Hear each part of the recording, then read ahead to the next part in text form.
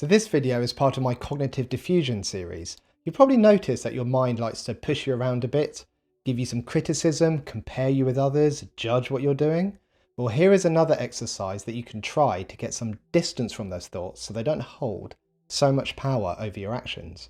And this one is called Thank Your Mind, and it is pretty much exactly what it sounds like. Remember from my Stop Controlling Your Emotions This Way video? We said that trying to argue with your mind, trying to find evidence for or against that thought you were struggling with, or trying to push the thought away or really focus on it doesn't work. Well, this is something different to try. Remember, your mind is trying to keep you safe. The thoughts it is bringing into your awareness serve a function, so they serve a purpose or a reason. It is trying to keep you safe in the very short term. There's an often used story in that, which is that the cave people who heard a rustle in the bushes and decided to run away because they were worried that rustle might be a tiger, lived, whether or not there was a tiger or whether it was just the wind or a squirrel. Whereas the cave people who said, don't worry about that noise, probably nothing, probably just the wind, doubt it's any threat to us. And then in fact it was a tiger that went on to gobble those cave people up, obviously didn't live. So the ones that lived went on to have children, and here we are today. So our minds have a disposition to look out for threats.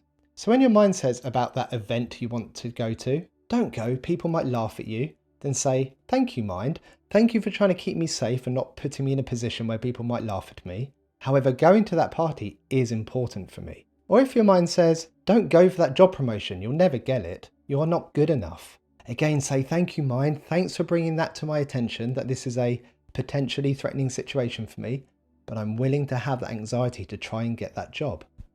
Maybe your mind is saying, don't build up a relationship with that person because you have been let down before. You know what I'm going to say here? Thanks mind, thanks for reminding me what happened before.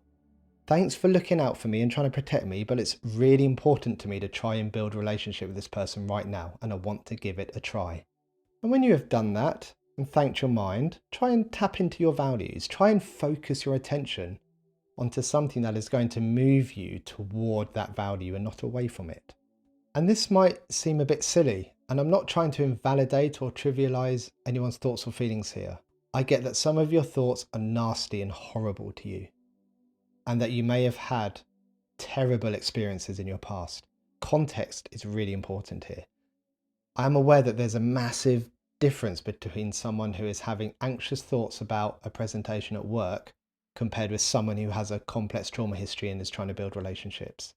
There are some similarities in the functions, such as the thought someone has trying to keep them safe in the short term, but moving them away from a meaningful life in the long term. However, the amount that someone is caught up in those thoughts can differ massively.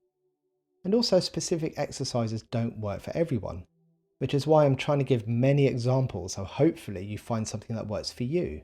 And remember that getting some distance from your thoughts is just one of many processes in acceptance and commitment therapy. It's not the entire therapy. I hope you found this video helpful. If you did, please consider sharing, pressing the like button and subscribing to the channel. Take care everyone, and make life meaningful. Bye-bye.